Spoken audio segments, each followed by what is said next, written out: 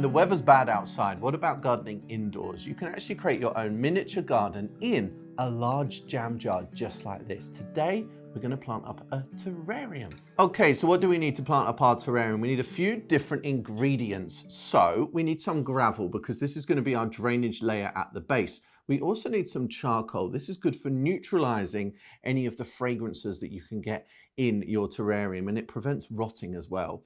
You also need a good peat-free, houseplant suitable compost too, a little bit of moss as a topping, maybe a bit more gravel on the top as well, and a range of plants. So I've got this jewel orchid, I've got a Photonia, the nerve plant, and I've got a lovely little fern, and I'm going to intersperse those with these lovely little pieces of slate. Can you believe it? All of this is going to fit in here. Let's get planting. We need our chopsticks.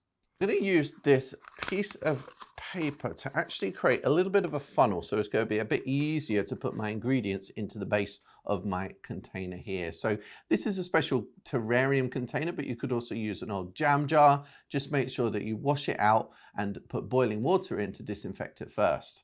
So we're going to put that layer of gravel in the base to help with that drainage. Give that a little shake as well. And then our next layer is going to be a little spot of charcoal, which is going to keep everything nicely neutralized and avoid any fragrances, and it will prevent rotting as well. Next, we're going to start putting in some of that peat-free compost. Use a good free draining compost. If you can get special terrarium mix, that is even better as well. Okay, so we've got a layer of gravel, layer of charcoal, layer of compost. Now we're going to start planting our plants into our container. Now we want the plants to be as small as possible. So I'm going to use the fern first of all, but I'm going to remove that from the container. And I'm actually then going to shake off most of the soil from the roots. So I've got a small enough plant to squeeze into my container here. The hardest thing about planting up terrariums is you haven't got much space to work with. Okay, so we're going to grab our chopsticks. Hopefully you're good at using chopsticks. And we're going to make a hole for our first plant, which is our fern. And then we're going to drop the plant in, using those chopsticks if we need to as well. Pushing the roots into the hole that you've just made.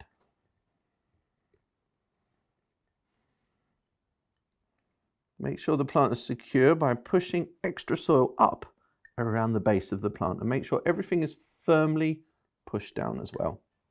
There we go. I'm going to start building up with the slate first because I want to plant the plants kind of like a plant, then some slate, then a plant, then a bit more slate. So I'm going to push in that stone now in front of my fern. Oh, that looks nice. Front of that piece of slate, I'm going to make another little hole. I'm going to plant my Photonia, the nerve plant. This is actually a rooted cutting, so it doesn't have too much root, which is actually a good thing because I haven't got to make such a big hole.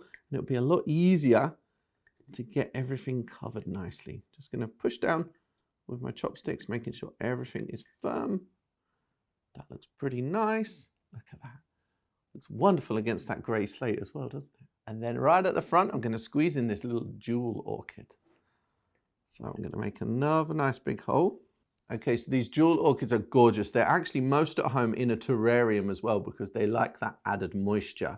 So I'm going to drop that in and make sure the roots get into that little hole that I've made.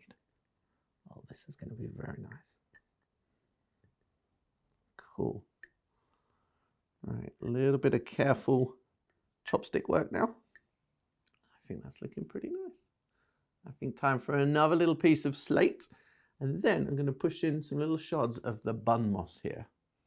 So get the slate in the chopstick. This little piece of bun moss. Now with moss, it doesn't matter if you break it apart because each bit will still regrow. So I'm going to take that tiny little corner of moss and try and squeeze that in front of my jewel orchid. This is very, very delicate work. That is why making a terrarium is a brilliant mindfulness activity as well, because you're only going to focus on the task in hand.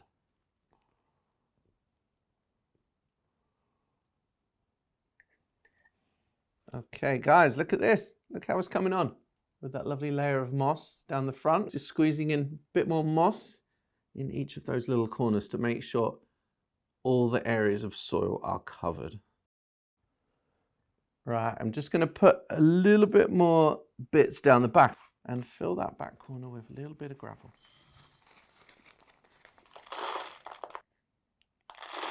Sticks now come into play again to make sure I've got all that gravel in place around the back. Aha, looks pretty good. Okay, so pretty much you only need to water your terrarium once, and that is when you first plant it up. So give it a quick spritz of water inside, make sure everything is moist, and then put the lid on. And there is our display. And basically the condensation in your terrarium will water the terrarium. It will become its own little ecosystem. The condensation will pretty much keep the moisture locked in there as well. All you need to do is take off the lid once a week for about an hour just to let some of that condensation dissipate. Really, really easy. All you need to do is put this in a partially shaded corner of your room, so somewhere that isn't right in front of the window, and enjoy your miniature garden that you've created. It's incredibly mindful. You could even buy some little miniature figurines and put in here as well. You might find that in a few months or in a couple of years that your plants get a little bit bigger. You might need to cut some of them back or replant one of them here or there, which is absolutely fine because you've got your chopsticks and you know how to use them.